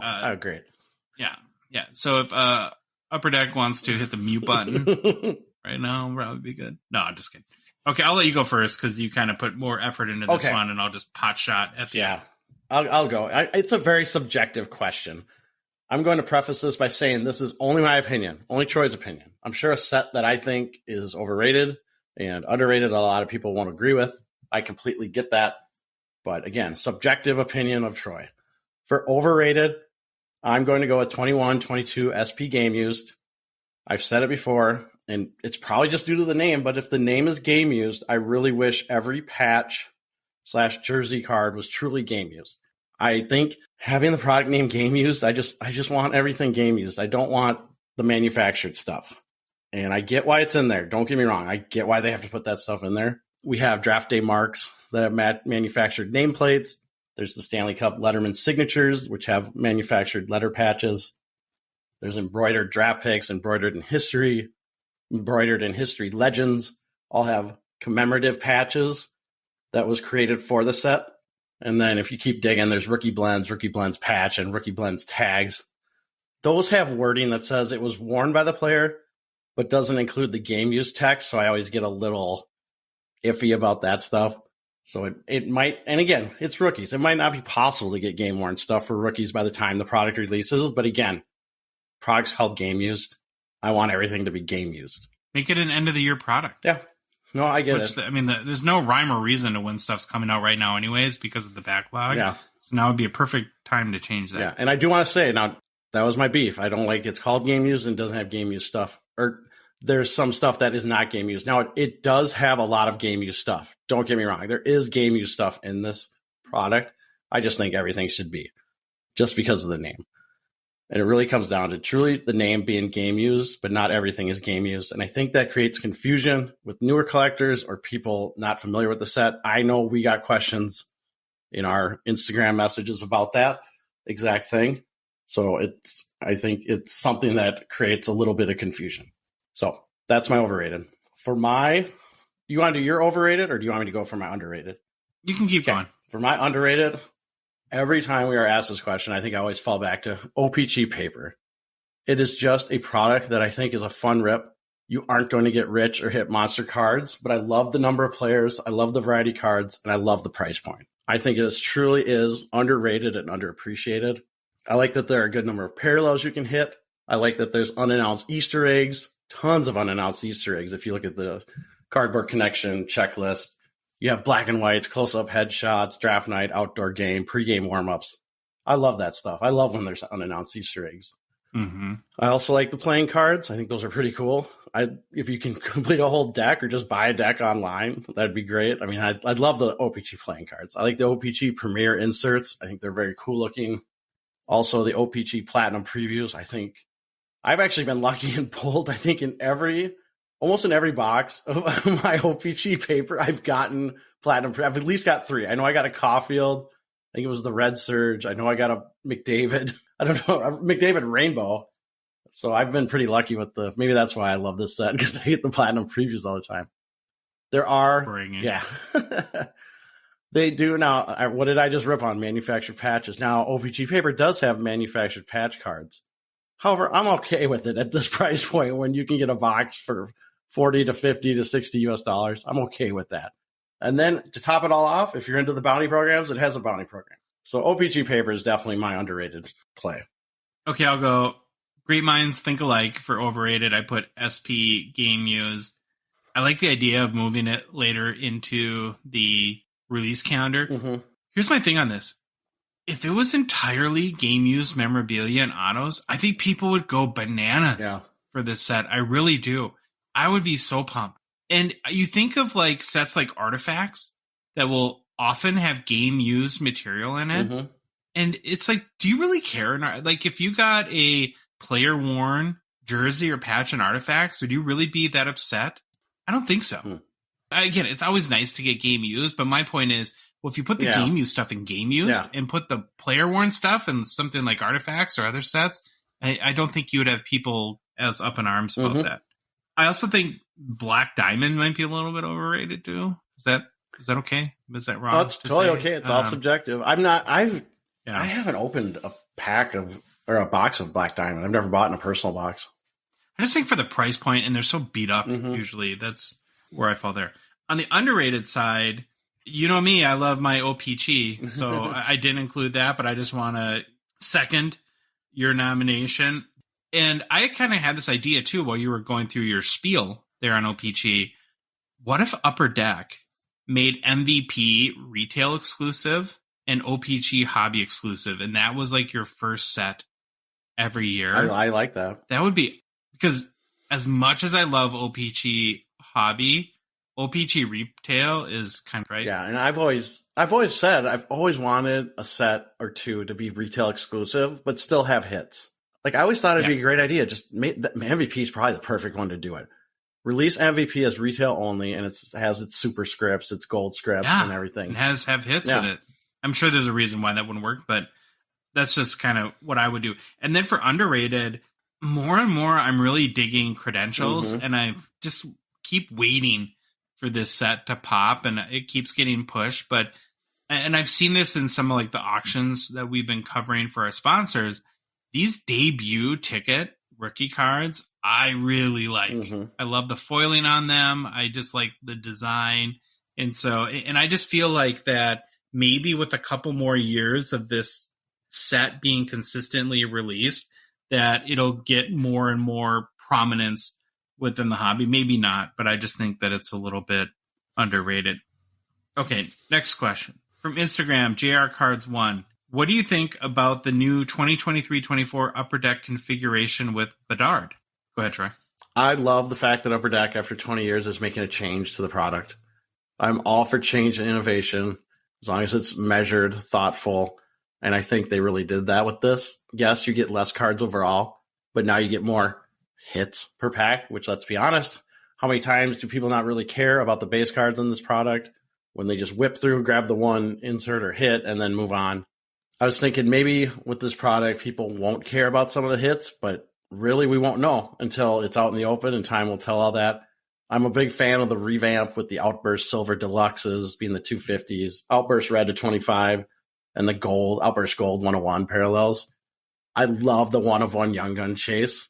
I think that will be super exciting, cool. When Bedard gets pulled, or when the 12-year-old that pulls Bedard's 101 doesn't know what it is and jams it in his drawer and we never hear about it again.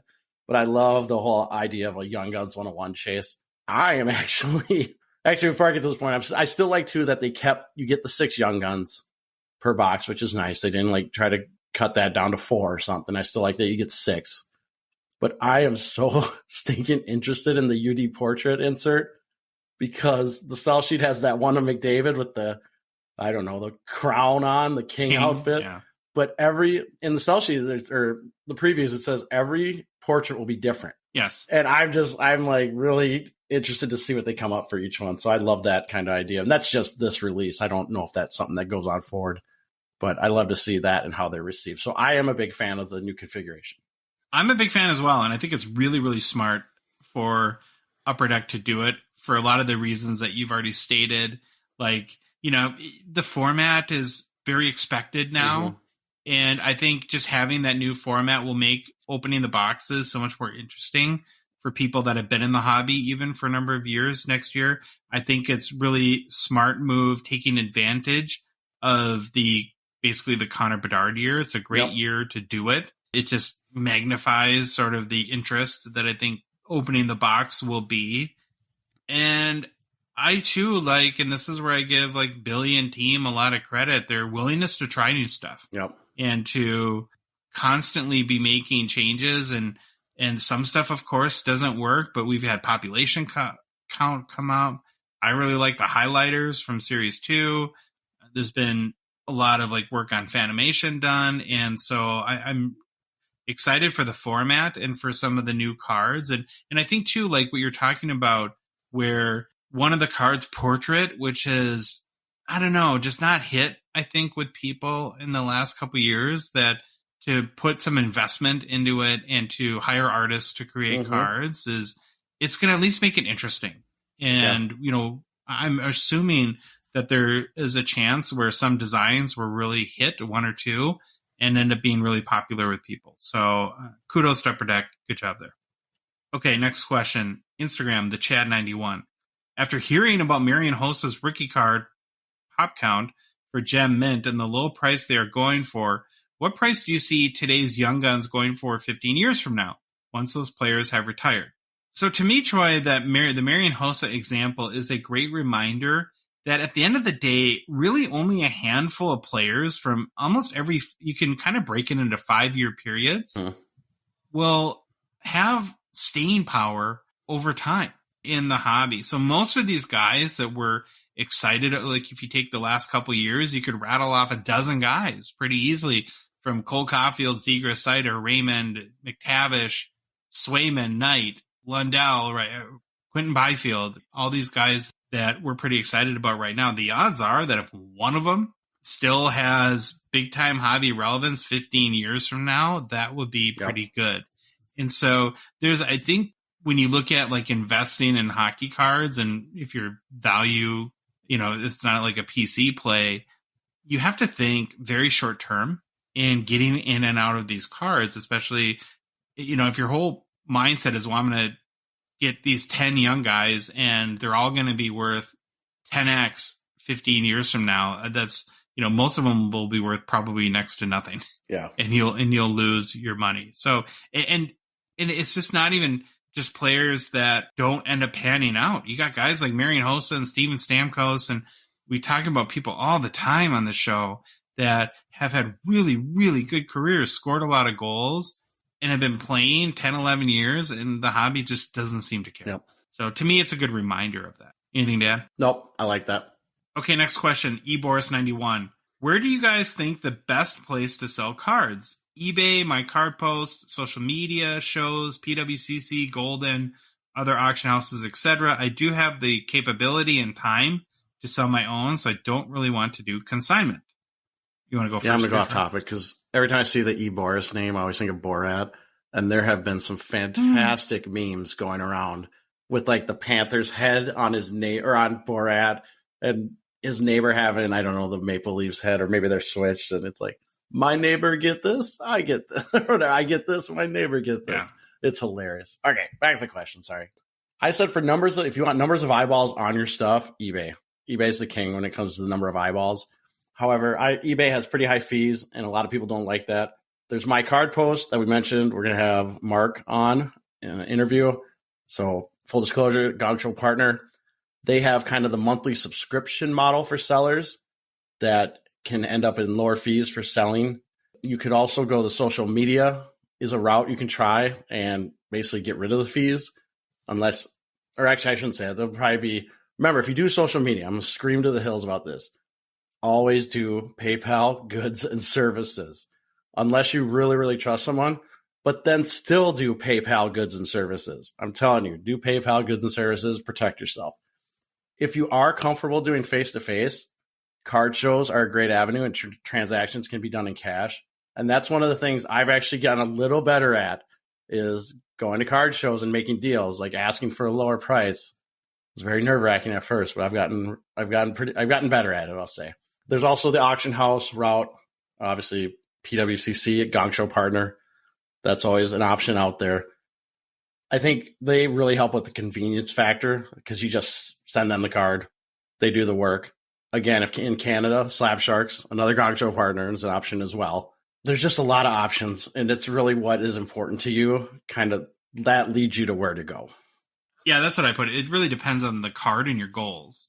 And I think it's worth mentioning here too that, and we probably haven't said this enough, that it's infinitely easier to buy hockey cards than it is to sell hockey cards. So if you're looking for the magic solution to get top dollar instantly for every one of your cards, it's really not out there. There's a lot of cards that you pull in packs or that have value, but just not a lot of chase, and not a lot of people. If you have a Cole Caulfield Young Gun PSA 10 and you price it right, odds are you'll be able to sell that pretty easily. But there's lots of kind of cool cards that are good players that end up being really tough to sell.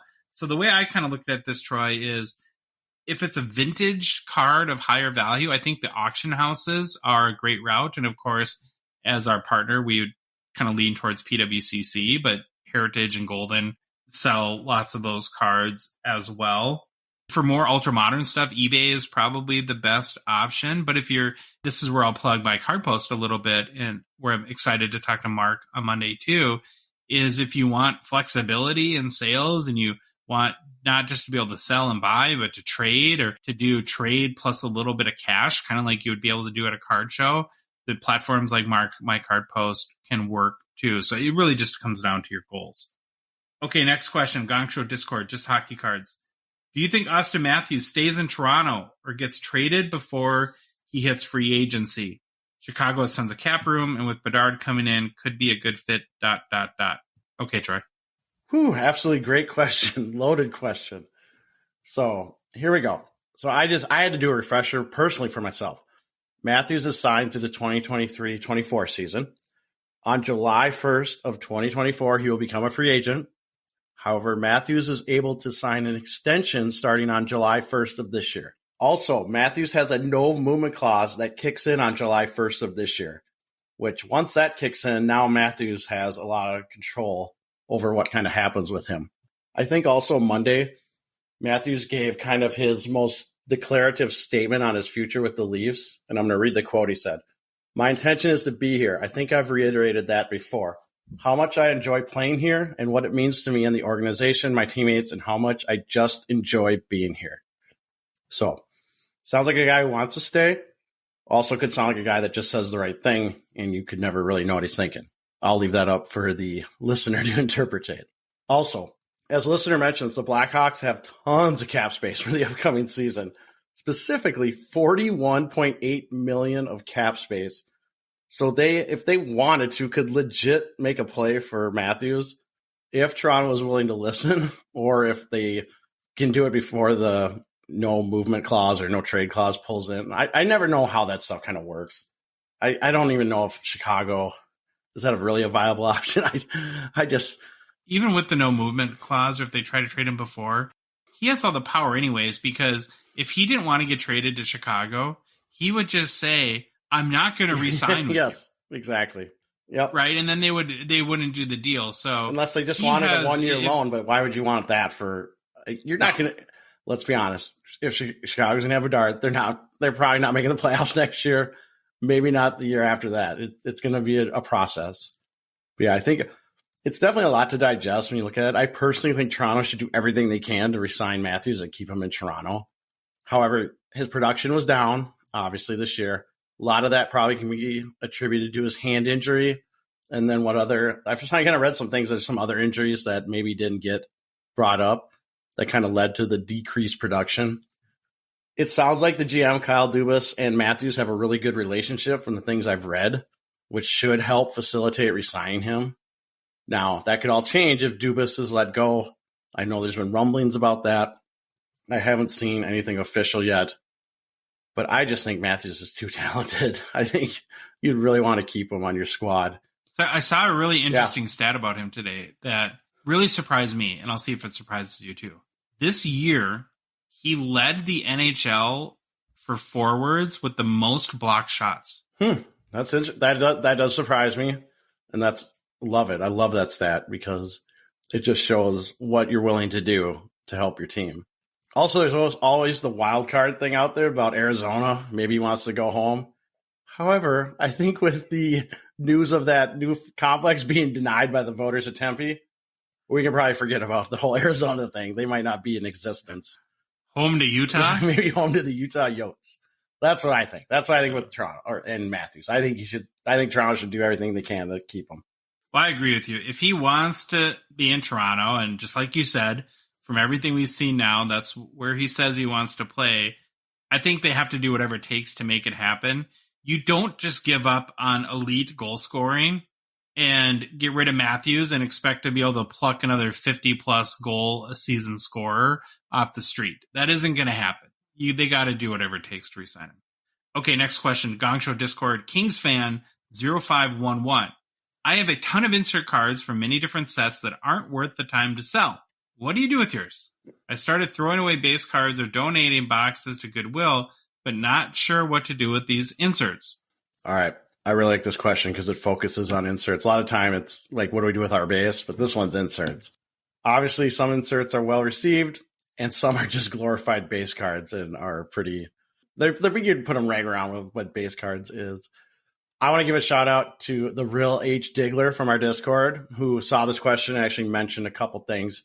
He said you could lot them up and sell on eBay to make them a little more enticing to buyers, or possibly looking at selling as singles on Whatnot if you wanted to go that route and try that. That's always an option. Well, you just did that personally, yeah, right? I just did that. I actually was going to was going to mention, I just started trying to sell some lots, and I did one. And I know I talked about it earlier, but it was some of the OPG playing cards that I already had or didn't want. And it was from 2022, 23 OPG. I had 16 of them. I lotted them up, and I just put them at a 99-cent auction, and they sold, I want to say it was like $8 US. So obviously not a ton of money, but hey, I moved 16 cards. So that's kind of one thing I've been trying. I'm going to keep probably trying to do it with some of the other inserts and player lots that I'm just trying to get rid of that I don't need. Getting back to like the crux of the question, when you mentioned some inserts are worth selling, I always love the idea of creating team bags of cards by player, team, or whatever, and give them to kids during Halloween. I always think that's a really good option. That's what I got. All right. I think great feedback. Next question from Facebook. Leslie Tkahcuk. Oh, is SPA Legends going to release on EPAC? Heard a rumor, but not sure if it's true. So I sent out the Gongshow signal, whatever that is, compared to the bat signal, I guess, to Upper Deck, and got an answer for you, Leslie. Yes, it is coming to EPAC at some point. So SP Legends Signature Edition will be coming to EPAC. Thoughts on that, Troy? I might have to cancel my internet subscription because I will be so tempted. Listen, EPAC it's so easy to use. Again, remember, you don't get the base cards. You can combine base cards to get parallels, blah, blah, blah. But man, it's so tempting. Like, it's so easy to just say buy, click, and boom, here's my pack. I'm going to start opening. So I might have to just cancel the internet, but I am interested to see how much a box goes for. Okay, next question from Facebook. Nathan Weeby, he actually has 3 questions. First one is prediction for Crosby cards since they missed the playoffs, they being Pittsburgh, I assume. Will they continue to go down since he's not chasing any major records like Ovechkin? I think this is actually a really interesting question and one that's hard to answer, frankly, because I don't really know what the excitement around Crosby is going to be. He still played very well this year for his age, and I don't see a reason why he won't play well next year. The stumbling block that I have is, you're right, he's not chasing a goals record like Ovechkin, and I think he just got his 1,500th point, so I don't know what major milestones he'd hit next year. I just don't know what the prospects are going to be for Pittsburgh to make the playoff. Yeah. There's lots of young, really exciting teams in the East. You got the Devils, who just emerged this year. I can't imagine them being better than Buffalo, who didn't even make the playoffs this year, but has so much talent and seems really on the come up. And so, yeah, I would be a little bit worried about sort of the short-term value upside for Crosby if I were a Crosby collector or Penguins fan. But all that being said, Crosby is, if he's done today with his career, he's an all-time legendary player. His accomplishments speak for themselves. So the long haul for Crosby values, I think, will be strong. He'll be in the Lemieux kind of Steve Yzerman, Gordie Howe sort of cat. Nobody's like Gretzky, but he'll be in the top echelon of legendary players for years and years and years to come. But I don't know. The next year or two might be interesting from a Crosby values perspective. Do you have a point of view on that? I just keep getting amazed by Crosby. Every year I think he's probably washed up, done. No, he just goes out and continues to be a point producer. I agree with your thoughts. I wish I'd have collected Crosby a lot more. That's what I wish. Mm-hmm. Next question from Nathan is there added premium to collecting the rainbow of a player? What kind of price premium would you place on it? Another really great question that I had to really think about, Nathan, and I think it would have a premium for a very specific buyer that really wanted that rainbow but didn't want to do the work to get it. I think ultimately that the reward in these rainbows is really the chase and what that, just the excitement that provides and the focus it provides in your collecting over the number of years. And so that probably outweighs Troy, you've done more rainbows than I have, but I think that your buying pool is going to be a lot smaller. And so, like, if I had like a very high end, like OPG Platinum Rainbow or something like that of a player that I think should have a lot of value, where I would try to move it would be at some place like the Expo, where people are coming with lots of money to spend, looking for something really unique and be like, okay, I'm going to take this opportunity to buy this here. And I don't know, you might get 20% or something like that premium just for saving people the work. But I'm kind of interested to see what you think on I just think rainbows are a lot more collector driven. The rainbows I do are people I PC.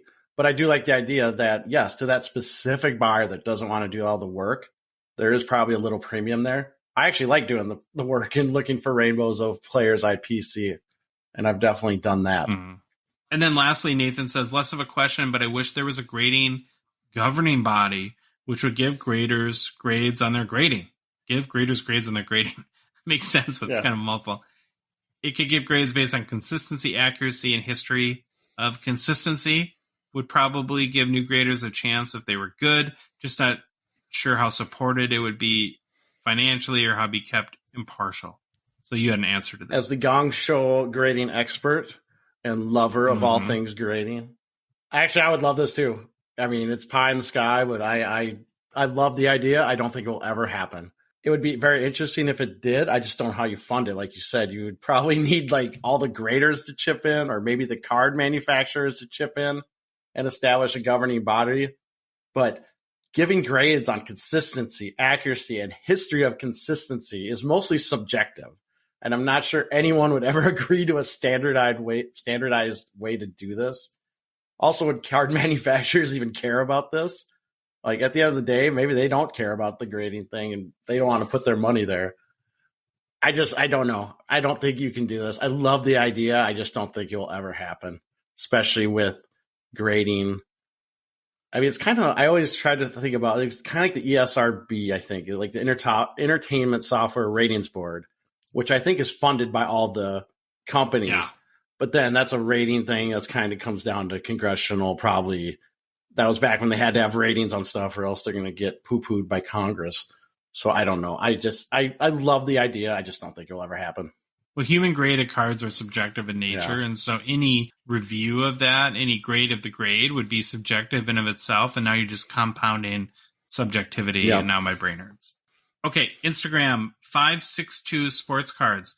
Does having a big social media following make your cards more liquid and easier to move? Any tips on building a following via social media? So I'll take this one. Having a large social media following can definitely help, especially if you like the idea of moving cards privately and not having to pay an auction house or selling platforms any of their fees. You would have, per Troy's rule, PayPal goods and services fees, though, because you would be unwise to not sell there. My best advice for building up a social media following is just to be active on the platforms you choose. Post a lot, like, comment on other people's posts, engage, interact with them, and cultivate friendships. The hockey hobby is a community, Troy, and if you join it and are active in it, I found that they'll embrace you. So it's kind of like what you put in, you get out. Like if you notice our Instagram, and we've had people mention this before, we actually follow more people than follow us. And that's very intentional. Now, there's a train of thought that I know that's kind of like, well, if you're cool, if the Gong Show is cool, you would have 10,000 followers and would be following Troy's mom and 2 other people. But my philosophy is I want to see everyone in the hockey community, your posts. I want to like your cards. I want to congratulate you when you get a big hit or buy that Grail piece. And I want to be part of the community. And so it's a two-way. We view it very much as a two-way street. And I think if you take that perspective, that you'll build a following, and it can, help you in just establishing credibility, getting people to vouch for you because they kind of know who you are, that sort of stuff. But anything you have to add to that, Troy? I really thought of when you talked about the followers and the following. My favorite thing ever was the Twitter account. It was the God Twitter account. And they had 6.1 million followers of this account, and it followed one person. And I believe it was Justin Bieber, if I remember right, who it was. Oh, funny. To me, that was always just the funniest thing ever. The tweet of God Twitter account. I don't even know if it's still active or not, but it's just hilarious. Okay, last question for Mailbag this week. It is from our buddy H. Diggler from Gongshow Discord. How do you guesstimate a good asking price on a card with no comps? What I do, Diggler, is I just try to find the closest comparable. So whether it's it's so late. I have no words anymore. Whether it's similarly valued players with the same card. So like let's say you have an Austin, well, maybe that's a bad, like a Jack Hughes out of 5 or something like that. I might look for if there's a Jason Robertson that's sold, or maybe even Austin Matthews, and try to make a comparable price out of that.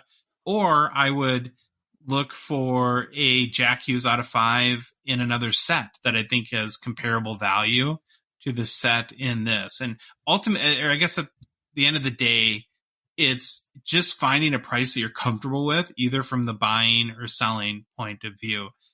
I think we get a little too absolute in how we look at comps. Like, well, if this card sold for $100, then mine should be worth $110. It really should be looked at as a range and more directional than any comp as an absolute. Because ultimately what a card is what somebody's willing to pay for it at any one given point or time. And like I said, any comparable is just directional. So I hope that helps. Anything to add to that? I would say one thing I could add is that if you have a card of a player that you don't know who like is a comparable player just in skill, I always use Hockey Reference and I look up the player page, and if you scroll down far enough, there's a similarity index. And that's a way to it can help you just try to figure out some names that might be a comparable player, and then go look at those values of one-on-ones and see if you can figure out anything that way too. If you like the episode, please leave a rating, review on Apple, Spotify, whatever podcast app you listen to us on. If you love the show, want to support us, want to be one of the last 12 out of 99 supporters for our Patreon, it is $5 a month. You can join our out of 99 support level tier. Very easy to do. Just go to the hockeycardsgongshow.com website, click on the Become a Patron link, or go to the Patreon website, patreon.com, and search for Hockey Cards Gong Show. You can click on the link or copy and paste the link in the show description for whatever podcast app you're listening to us on right now. And then finally, in our Instagram profile and TikTok profile, there's a link there in our link tree. Please follow us on social media, Instagram, Facebook, TikTok, Twitter, and YouTube. Troy, the Hockey Cards Gong Show podcast is a production of Dollar Box Ventures, LLC. Have a fantastic rest of the week. Enjoy the conference final playoff games, and we'll talk to you on Monday.